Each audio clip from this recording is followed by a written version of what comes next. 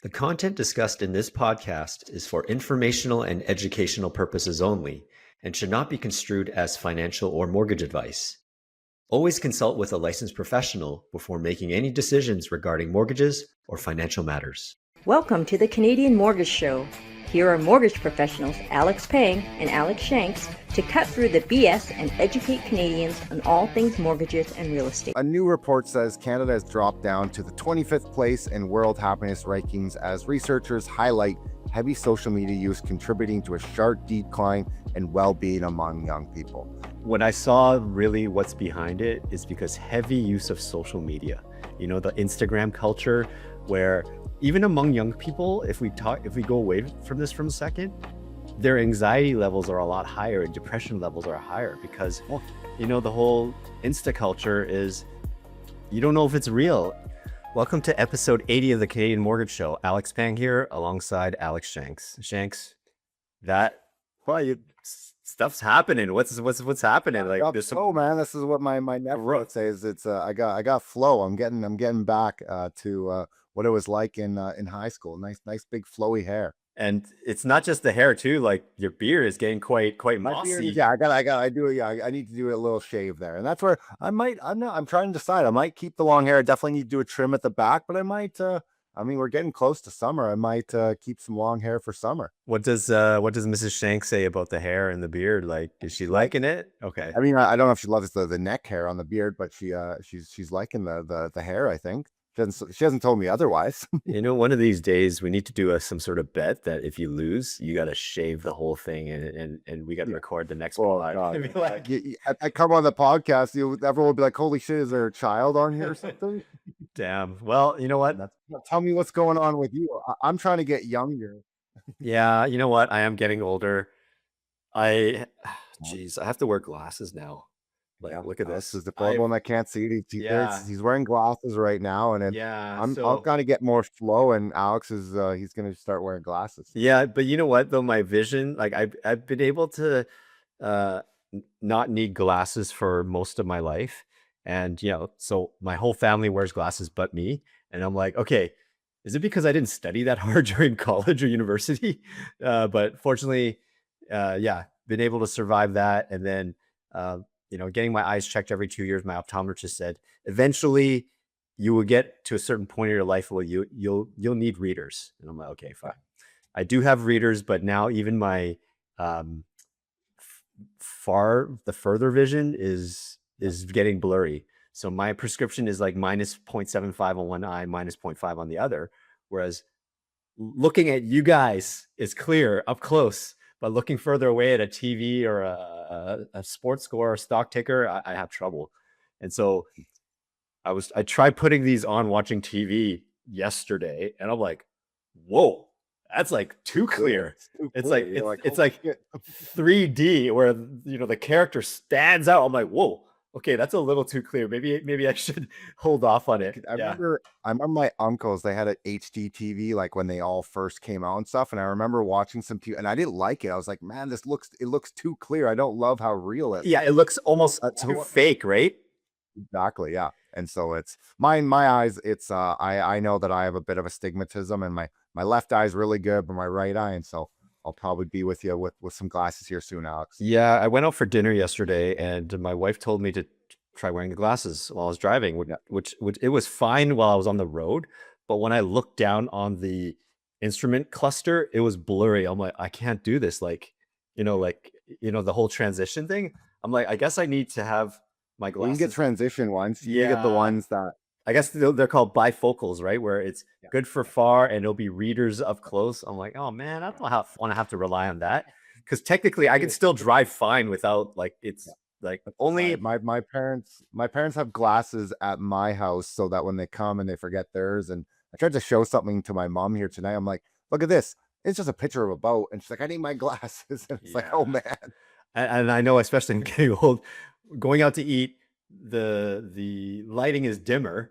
So yeah, I have to use my phone light or the candle. I'm like, oh my goodness, I'm getting old. I can't read this because if it's under I'm not going out for dinner with you if you got to use your flashlight.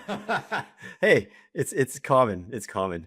But yeah, we have a pretty big show. You want to lead us off, Shanks? I mean, I don't know. We're on episode 80 here, and I mean, we've talked about Bank of Canada rates, and honestly, I had hoped 2026 here would have been just a year of just more normalcy. I did not think that rates would be increasing or decreasing, and that is the case. Rates did not increase or decrease here. On Wednesday is when the or what Tuesday there when the Bank of Canada had their Wednesday, announcement. yeah. Wednesday, okay, Wednesday. I'm messed up in my week. It all makes sense. Like to me, there was no reason for them to decrease. There was no reason for them to increase. Now, is the Bank of Canada a bit hawkish of the war in Iran right now? Like I would say they're scared. Like it adds a lot of volatility, and what's going to happen is they're going to be hyperinflation because of the oil and gas, and that is my fear, 100%. Which we know that all filters into our supply of goods, the cost of material, and our inflation. We'll talk about it's been going down, but could that all change here? Yeah. I mean, gas, geez. I'm talking about in the lower mainland. Gas is 2.15 a liter now. How much is it for you out on the island? We're $1.90, and I Yeah. mean, like I would say, like what? Not even 3 weeks ago, we were $1.55. Yep. Yep. For us, yeah, we were up about 40 cents from when the whole thing started. I think at some point we were at like, yeah, $1.75. Um, Now, I was actually quite pissed about that. To me, I was like, we don't even have this oil yet. Like the gas isn't even in there. How can they charge us?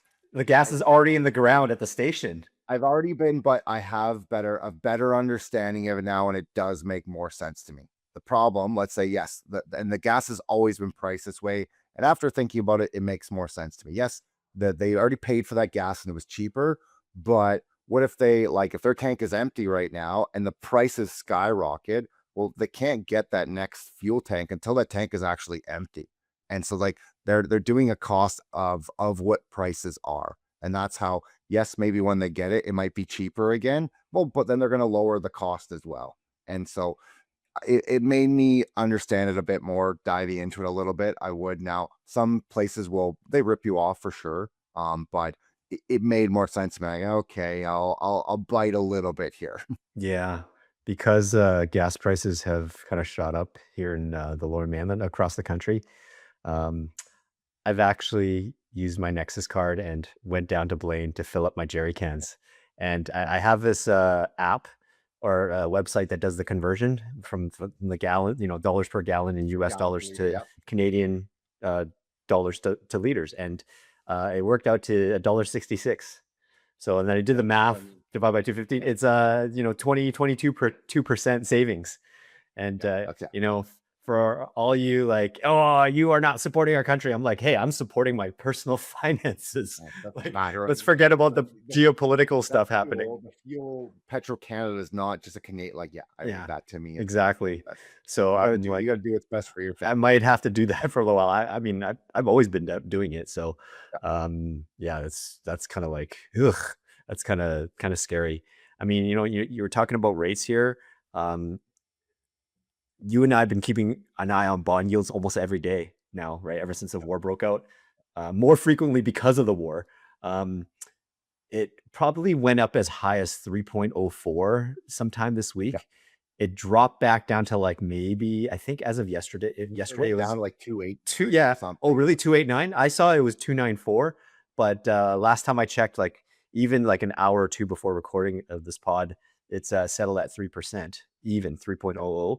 Um, so now, like we were talking about this offline before recording, um, we haven't seen any official rate hikes yet from lenders, but the rate discretions that we deal with the big banks, those rate discretions, discount pricing is shrunk, like, or Yeah, it's not really there anymore. So like what we're seeing like on the fixed rates used to be under 4% for discretionary pricing. Now they're all in the 4.2 to 4.4 range. And then even the shorter term fixed are like 4.1, 4.2, something like that, right? and again, like I don't believe that those are bad rates. Like it's not to me. It would just be nice to know. And obviously, it's really hard for people mentally to be like someone that bought even 6 months ago and they got like 389. And they're going back to buy now. Maybe they're doing something, and they're like, "What the hell? Rates are higher. I heard rates were going lower." But again, that's what people really have to understand. Fixed are based on the bond yields, and those are front running what's happening in the economy. Now, does it mean that variable rates are going to go up? No. But this is why in past history, variable has been lower than fixed.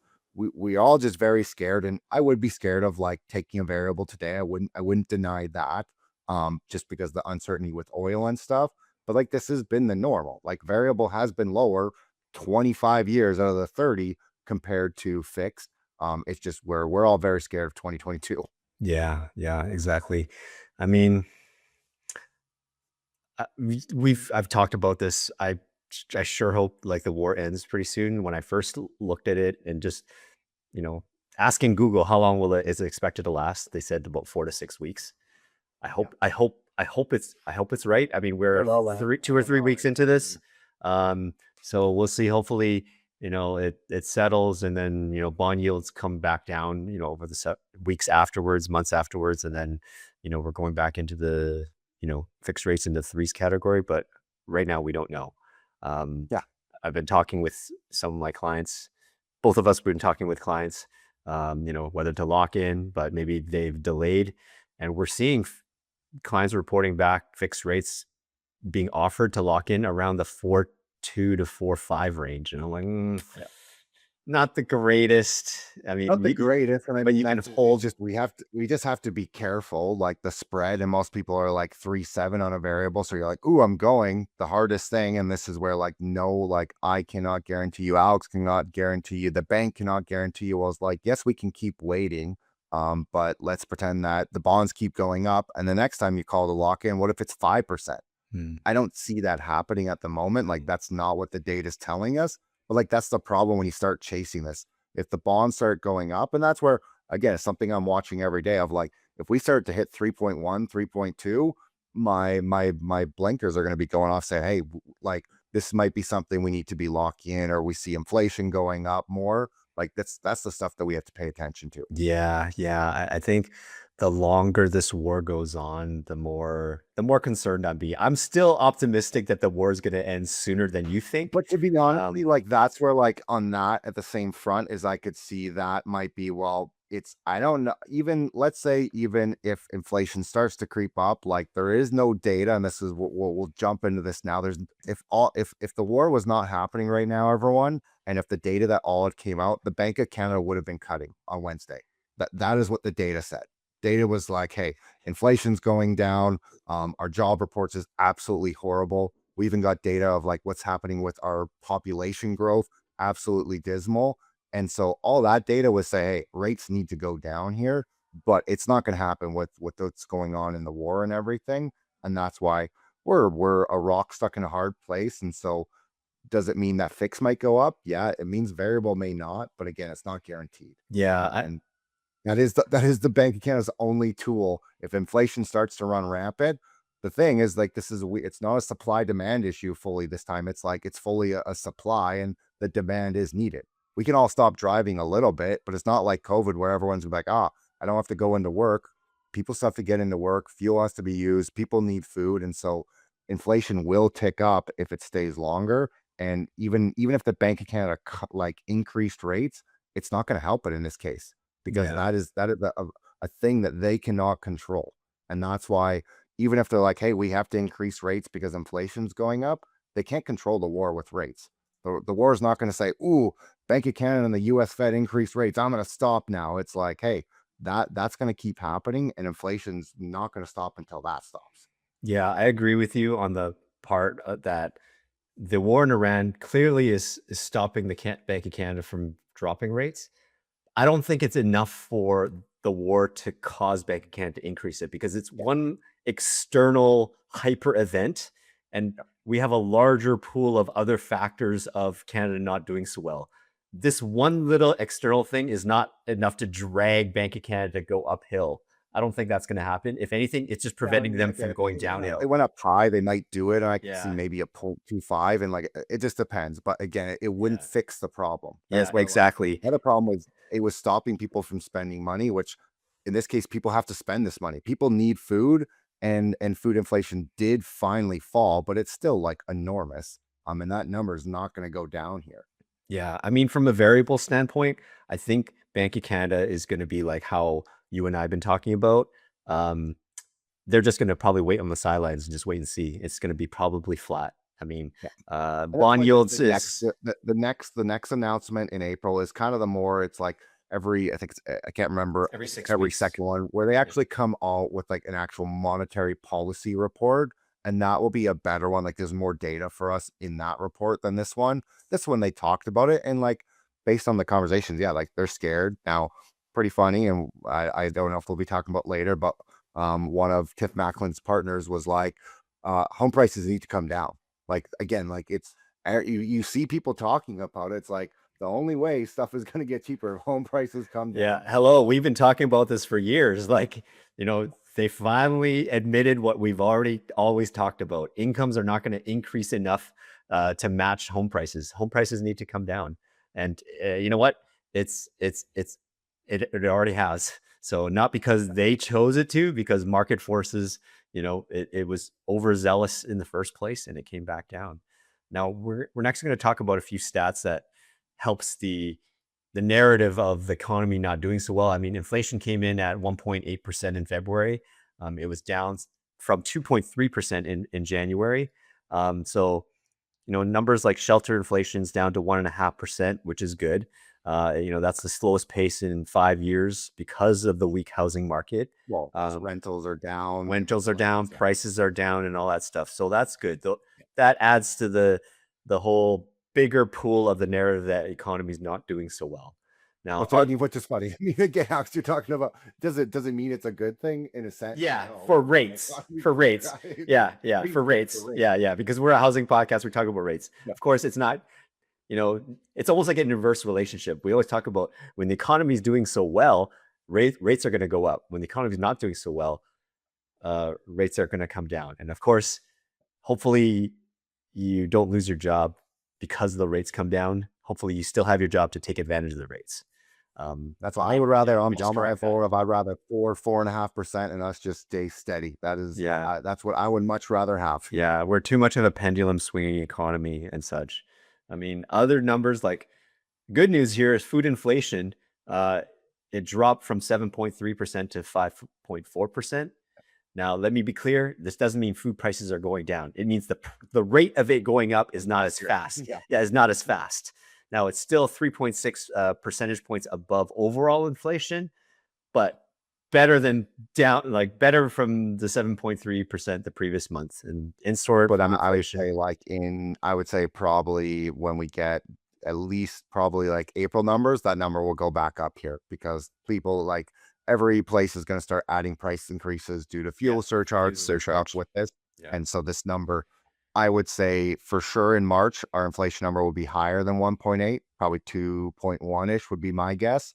And again, that number will probably be going up a little bit. Yeah. Speaking of fuel surcharges, we're seeing, right now it's spring break, we're seeing airline tickets, flights, they're adding in fuel surcharges, and prices are higher.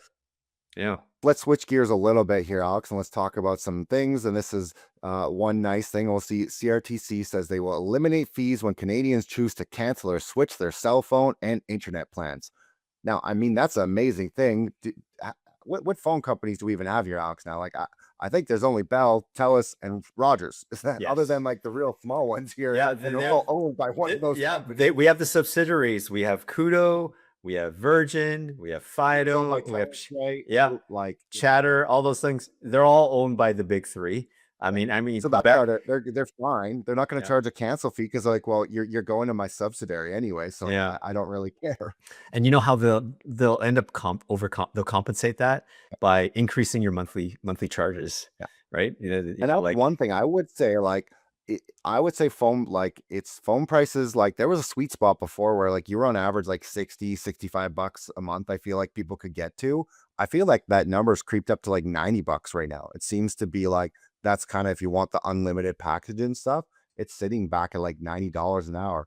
I've even found that internet seems to be higher priced than it was 2 years ago. How much are you paying right now for your monthly, your cell phone, Alex? So my cell phone is $65 is what I pay that way. And that's, I have a Kudo and I have 60, I think I have 60, or no, I have Fido and I get 60 gigs. Okay. And do you use 60 gigs? I mean, if I have to stream to this, sometimes I have to, but normally no. So when you check your bill, how much data do you use per month? I don't check my bill, man. Okay, That's just but you never ever have to pay overages, right? Oh, I have. Yes, I have. Like Okay. I definitely have had to pay overages, and that's more because I've had to like streams like use it here for things, and it's yeah, it's very very rare that way. Okay. So I get 60 gig a month, and then taxes in, and then you do your voice Yeah. to text, enhanced voicemail, stuff like that. I pay 58 a month, and that's with TELUS. So I mean, yeah, prices have come down. It's still not as good as Europe or Australia. It's better, but we've long talked about this. The only way to really improve cell phone rates, telecom, anything, the oligopolies, is just to let Competition. competition, let the other companies come in, international companies. Let's just do it. And that's where like I used to have a Shaw one and I get it and I tried it because it was like 25 bucks a month and it's unlimited data, but the service is horrible, like horrible. Every 5 minutes it like cuts out when you're driving because they're borrowing the cell towers, and so it's just horrible service. And Yeah. so I had to switch because I'm like, I can't even make a phone call that lasts 5 minutes. Yeah, I tried doing that with Wind Mobile for a period, and Wind is now Shaw, right? And Shaw had been bought out by Rogers or something, or something like that, right? So yeah, I tried that, and I couldn't even like my reception was not working even in a like a school gym. It was terrible. So I'm like, you know what? I did it for like a month or two, and I'm like, forget this. I'm going That's, back I to mean, it'll FUT. be interesting when like Starlink is getting access to phones, and I mean that's when that will change the game as well of cost of stuff, and that is Yeah. it will be more expensive at first, but once they start bouncing off of each other, it's going to make it like very cheap. Yeah, yeah. I mean, more competition is good. So we segue into a different topic for a moment. During the height of the real estate market, I would say um, 21, 22, right? That was probably during COVID as well. There were creative ways for people to invest in real estate. Not everyone had money, so um, companies came up with an idea called fractional ownership. Now, this is not timeshare. This is like fractional ownership. Um, and I'll explain later. It reminds me of something else. Um, yeah, so there's a company here called Addy Technology Corp. Um, they allowed people to contribute as little as $1 to be a fractional owner of commercial and residential real estate. Now, they ended up raising $94 million during the market peak. Well, guess what? Since the market kind of took a turn and we're on a valley of the cycle, they're broke. They're going belly up. So investors They probably, I mean, they won't get their spent money so much back. money on different things, and yeah, that's like it's not. It was not. And again, like this is where to me, I'm like, why would someone, and even if someone like was like, I'm gonna go invest $100. I'm sorry to say that $100 is it's not gonna make you rich. You're pretty much just giving money away unless you somehow landed on pretty much like black going into the casino and you put all your money onto it. Like that's what you're hoping for. Where you could spend $100 and bettered your education, got some other training, and probably made more money. And that's where like to me, some of these things like they're preying on people of like, look at this, you buy $1 and you could be worth $1 million. Like it's never gonna happen. Yeah, it was preying on the idea that real estate always goes up. And I mean, for 15 years it did until the party stops and it goes through cycles. Now, this reminds me of something like, why not just invest in a REIT? Because a REIT is highly regulated. It's got, like they have all these checks and balances and they deal with the securities commissions and all that stuff. And they all have like, it's legit. So why not just invest in a REIT instead of these fractional ownership things? And, like you said, you kind of hit it nail on the head. It's almost like, hey, this is like a cryptocurrency. Get in because it's a penny stock, and you hope it blows up. And then, whereas a REIT is kind of like boring, you're not going to make that much. The returns are like 6 to 8%. Snore, right? Yeah, Yeah, no, that's it. They're preying on people, and that's I saw the stuff, and it was never something to me that was gonna be. It's just it's not going to work. And the one, I mean, commercial is better. I think as a commercial, it would be better of like you buying if you can fractionally buy into ownership of Starbucks. Well, that makes sense. Like, hey, you're buying a business that is repeatable, but buying into like personal residential real estate, it's not worth it. Yeah. I mean, that's why, like I said, it's why not just invest in a REIT? It's like a mutual fund, but for real estate.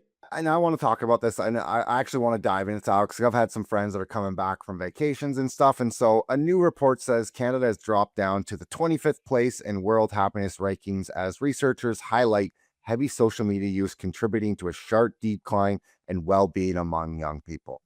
Now, this doesn't surprise me that we have like dropped, and I think that's just more political landscape and everything.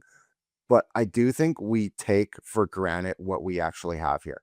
I think a lot of people, and I know I do it sometimes. I'm like, I'm gonna go live in Mexico. I'm gonna go live somewhere else. Well, you spend time there, and yes, it's fun for 2, 3 months.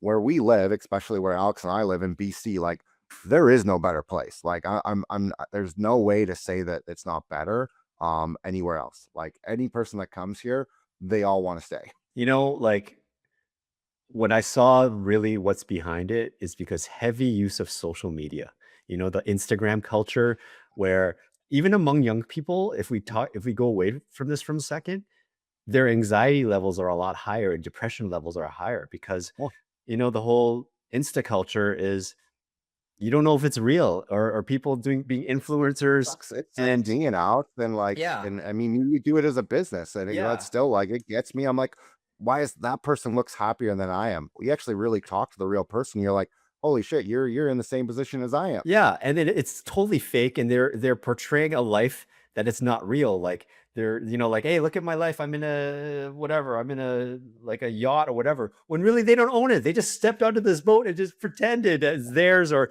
they walked into some commercial airplane and be like, oh, hey, listen, I'm sitting in first class and da da da da. I'm like, you know what? This just is a bunch of BS. No, Like, nothing.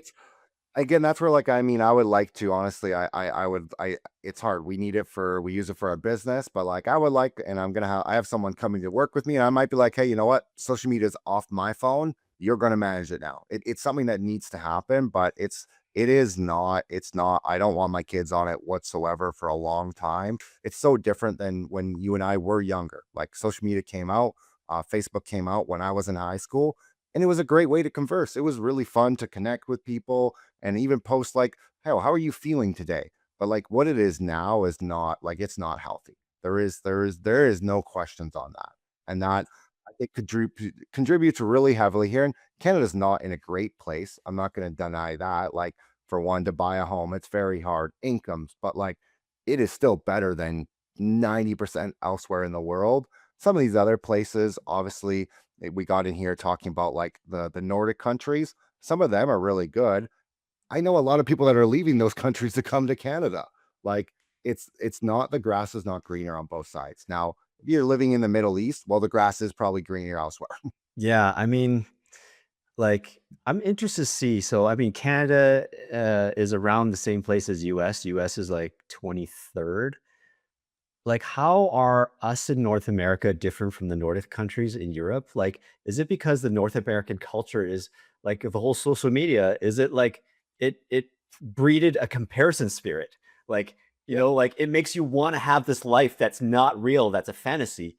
And is that a different culture from Europeans that they don't have that kind of need, or they're already living that kind of lifestyle, or they just don't feel like they I mean, they like need to be a I get consumerism?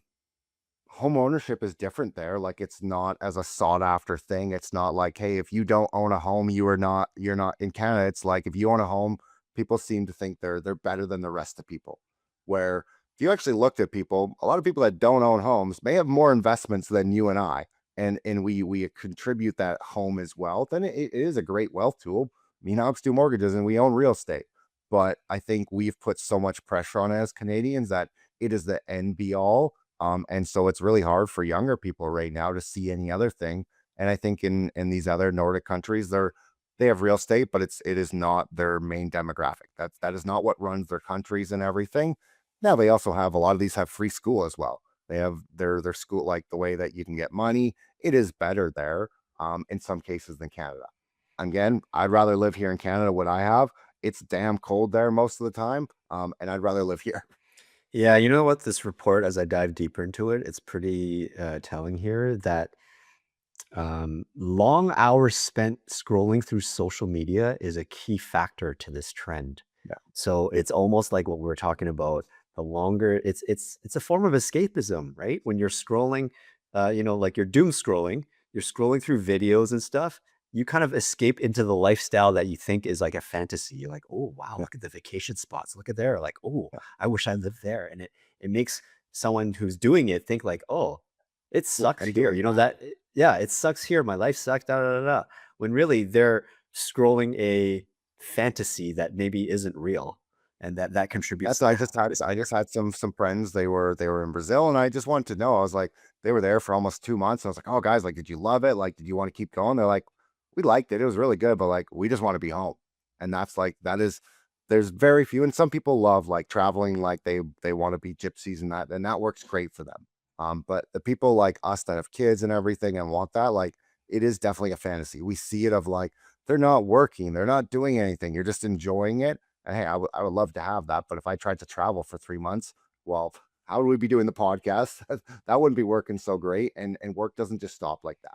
Yeah, if we strip out, like if you guys can see the graph here and seeing mostly European countries here are in the top 10, like let's just forget all the political economy stuff. And I think this report is primarily the social media thing.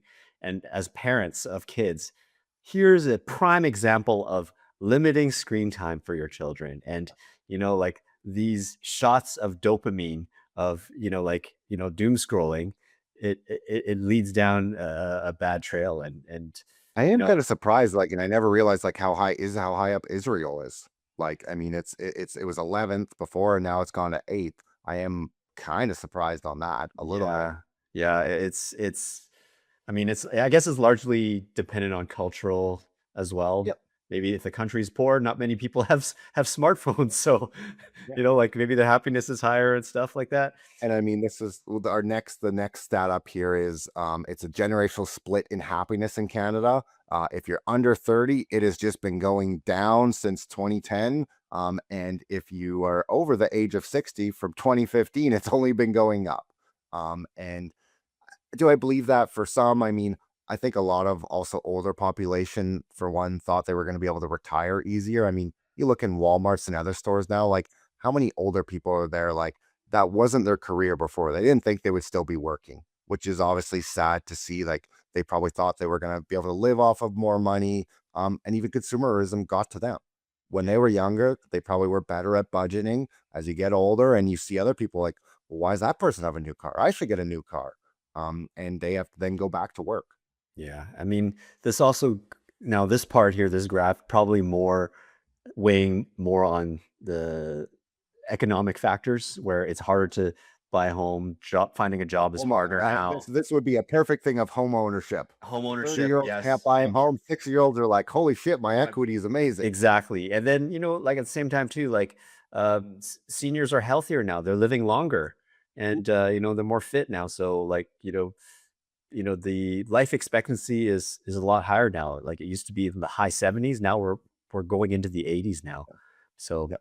yeah, that's interesting. Hey, there's more polls reports that are coming up here. Now this is an interesting tidbit, and you and I could talk a lot about this. And this you tell this is let can I start with this one, Alex? Okay. Because I know that Yeah. you have been you've been in the restaurant industry and stuff. And I'm gonna tell you, I hate tips. Mm. And now so we'll go on to this. And so Angus Reid poll says 67% of Canadians want to abolish tipping culture. 93% feel annoyed when a payment machine prompts. And I mean, I 100% hate it at fast food, convenience stores, self-serve kiosks. Like, and I know companies, they can get rid of it. I've seen other places that do not have it and they can't say it's in our system. It's like, no, you guys are making it so that sometimes people accidentally hit that tip button. Now, Yeah. at restaurants, I see it. I'm not as upset at restaurants, but again, like it to me, it's like I'm a person of like if I don't get like good service, I'll go down to 5%. Now, I have talked to other friends that used to work in restaurant stuff. They're like, I can't go below 15%. But I'm like, well, how does that work? How if they're not doing a good job, why should we be paying them? Yeah. So, yeah, for someone who worked in hospitality, um, the reason why they say 15% is that 15% doesn't just go to the server. I, and That yes, 15% gets divvied among, so 5% typically about 5% pays to the house. The house meaning the kitchen staff, hostesses, bartenders, all that stuff. So that way, at the end, they walk away with 10%. That's why your server friends say we want at least 15%, so we walk home with 10. So if they sell $1,000 in sales, they get $100 in tips. That's kind of the hope of the industry baseline average. I do agree with you. Like, I feel annoyed too in situations where it should not be expected. Restaurants, I'm completely okay with it because you're being served. Anytime you need to go up and go to a coffee shop, go to a counter and get something yourself, you should not need to have to tip. Like, I used to feel bad not wanting to. I'm like, what the hell is this? Right. Yeah. And now I'm not feeling bad about skipping now. Even me being in hospitality before and understanding. Now there's some more numbers here. 89% resent businesses that prompt for tips they feel are unwarranted. Now 41% are actively avoid businesses known for being aggressive in the tip amounts. Yeah. And now I've seen sometimes where some tip amounts where that prompts you, like in hospitality, it would be like something that's okay to be 15, 18, 20. I feel like it used to be 10, 12, 15 is what the number used to be on the machines. It's now starting on average. I see 18, 20, 30. Yeah. I'm like, what the hell? Yeah, exactly. I mean, 79% of people actually entered their own tip amount rather than selecting a suggested percentage. They actually do other and they go down. 89% believe tip percentages have become too high. You and I are in agreement of that. Now, this is in 2025, last year, more than half of Canadians said they felt awkward to skip the tip prompt. But this year, 65% of them, they don't feel as awkward anymore. There's like, this is getting out of hand. This is like, and so 57% identify as frugal tippers, i.e. cheap, and adding or choosing lower amounts or tip only for exceptional service. Okay. But 36% of respondents say they consider themselves generous tippers, opting for higher percentages or tipping across more services. Now, despite differing habits, most Canadians agree that tipping shouldn't be a substitute for fair wages. Yeah. So in 2025 survey, 88% said that the tipping culture allows employers to pay staff less, and 91% said employers should cover full wages without relying on gratuities. I mean, I'm kind of divided on that point. Like, the whole thing, like, I shouldn't have to tip. You guys should pay them fair wages. Be careful what you wish for, because that happens. Yeah, that happens in Australia and Europe or whatever. That means food prices will be higher. You mean that $20 or $25 burger will now be 30 or 35. So, and that's where, like, again, I'm fine. And sometimes I'd rather just be filter in. There's a couple of places in ours that have a living wage tip. And I'm like, don't make it a fucking living wage. Just put it into the price, please. Like, I get more frustrated when it has that living wage into it. It's like just put it into the price. Like, you're forcing me to do it. I don't get an option in it. Just add it to the price. And that's where, again, to me, restaurants that you're getting served and the service is great, like that's where it should have been. But it's gone out of control. Like, every coffee shop in their mother wants it now. Liquor stores want it. It's like, this is insane. I agree with you 100%. I'm fine with restaurants before. Restaurants only, fine. Everything else, what the hell are you guys doing? Like, they're like, this is not necessary. So, I mean, you and I are in agreement. I mean, I come from hospitality. And it's funny. And I mean, like, I go to a coffee shop and I really like them, but I'm like, hey, I'm buying coffee from you guys almost every single day. I'm not going to tip. And I see other people and they're like hitting 25% tips and stuff. And I'm like, holy shit, I'm the frugal asshole. But I'm like, man, if I'm buying a coffee almost 5 days a week, like, to me, I'm not going to be, I don't need to do more than that. Well, obviously, yes, it kind of sucks for the barista, but it's still like, I'm like, hey, I'm still supporting the business. Yeah. I mean, if you're going 5 days a week, I hope you're doing it for business. Otherwise, you should brew your own coffee at home, Alex. Save some money. I'm trying to take 10 minutes to myself of like, Alex, don't look at your phone, talking about social media, just the dopamine hit. I'm trying to do things and bring that down.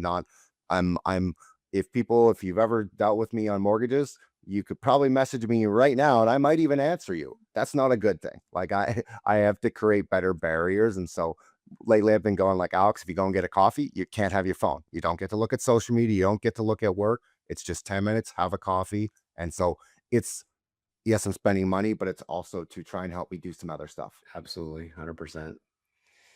Well, we got some more numbers to drop here. I mean, this is not a surprise. Our population as a country in 2025 dropped for the first time since it says 1867. I don't know if that's a right number. Is it 1967 or 1867? I think it'd be 1967-ish. Yeah, yeah. Canada wasn't formed yet. And Yeah, so it's but it still is bad. And we've talked about this before, this whole pendulum swing of like, we bring in 1 million people and then, oh shit, we brought in too many people. Oh shit, we got to turn it off. It's like, you've turned it off too much now. And it's going to become an issue. Yeah, I mean, we dropped by 102,000 people in 2025, largely because of immigration and you know what, and could be people are leaving the country as well for Yeah. And I mean, I think affordability. even some immigrants are coming here and they're definitely, in their case, maybe they're immigrating not from like a horrible place. And they're like, whoa, the grass is really not that greener over here. Mhm. I'm not getting I'm not getting some amazing job. I can't buy a home. I'm just going to go home. Yeah, yeah. I mean, the way governments always work is they go from one end to the other to back to forth, and then they're It's like, like it would just, and again, I can't say that I'm not in the government. I can't, but like I feel if they actually looked at the data, and I mean, it's pretty, I've seen some stats. I mean, even looking at like what AI is doing and stuff, like the stuff of information that people can get. And I don't know, it's I can't remember his name right now, but I think we both follow him on TikTok. He's a realtor out of Ontario, but he does a lot of just like market stuff. He every day he posts a video, and he got bang on the inflation at 1.8. The big bank said like 2.1, 2.3.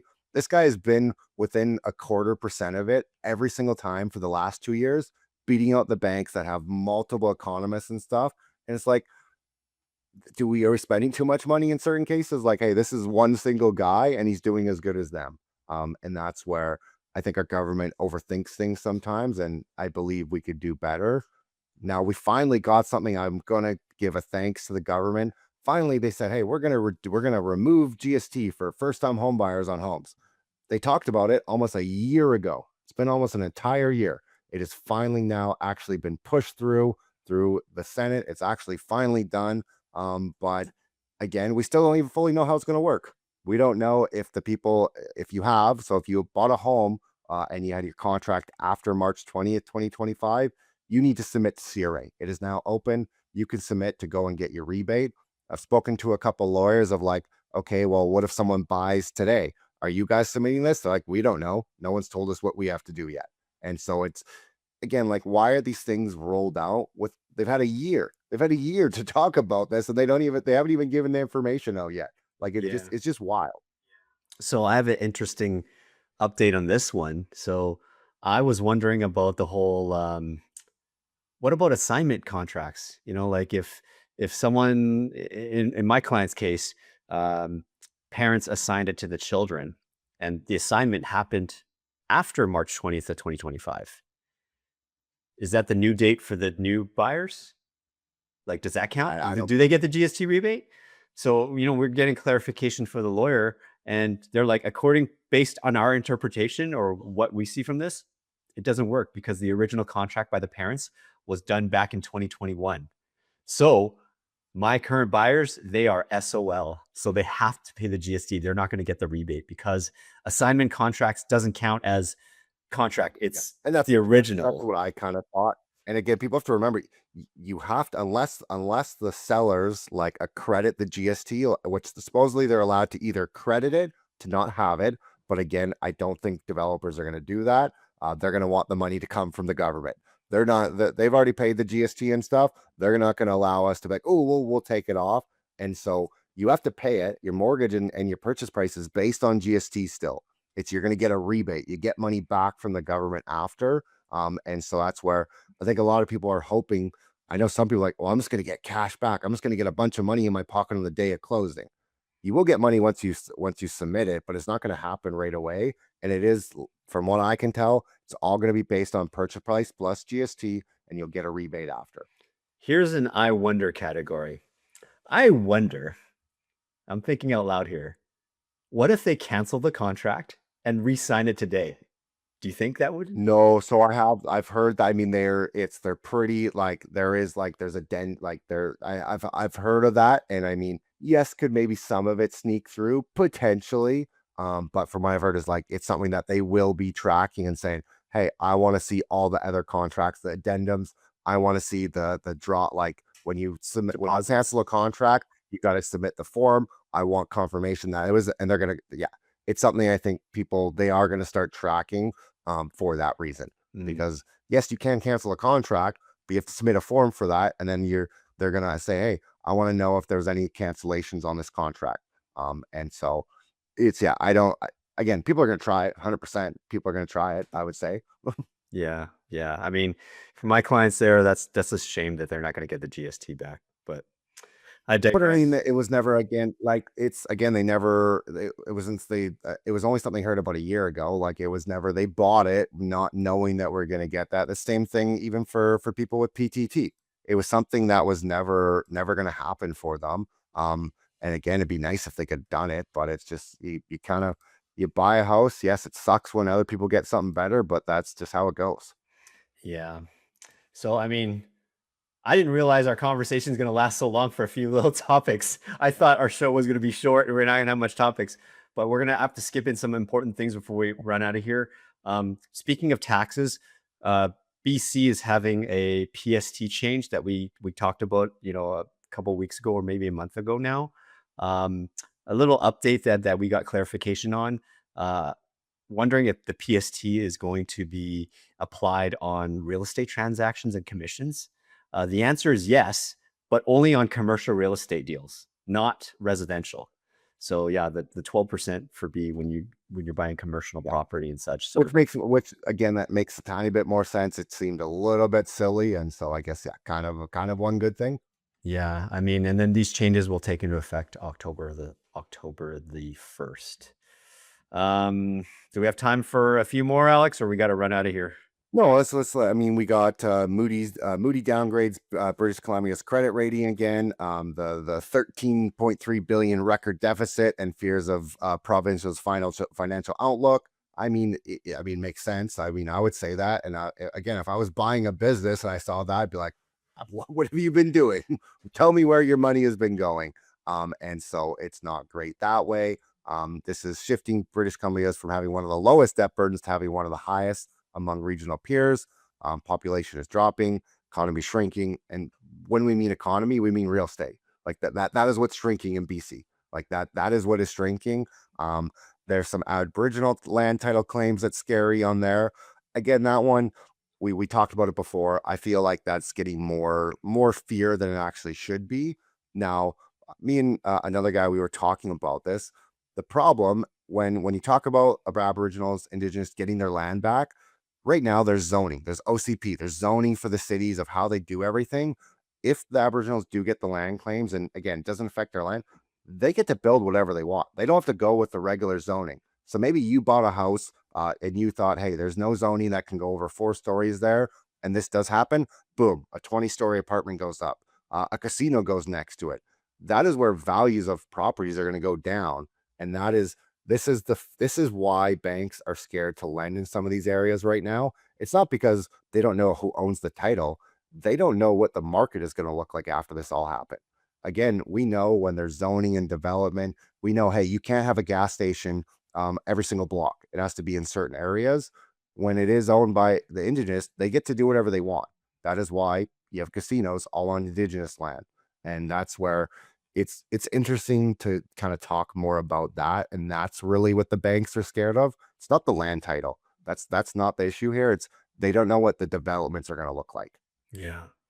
I wonder with like the Moody's downgrading, like it's not like banks are not going to lend. Is it just more like a No, businesses don't see it as the greatest place to invest. I mean, Like, it's the Moody's, the whole thing. Like that to me is almost like title insurance. This is something that came from the US. It really has no meaning. It's kind of saying like, hey, yes, people that have businesses, BC is not doing it good. It's a money grab. It's just a fugazi fake thing to me. yeah. Let's finish off with one last thing here in BC. Now, David Eby, this just recently happened.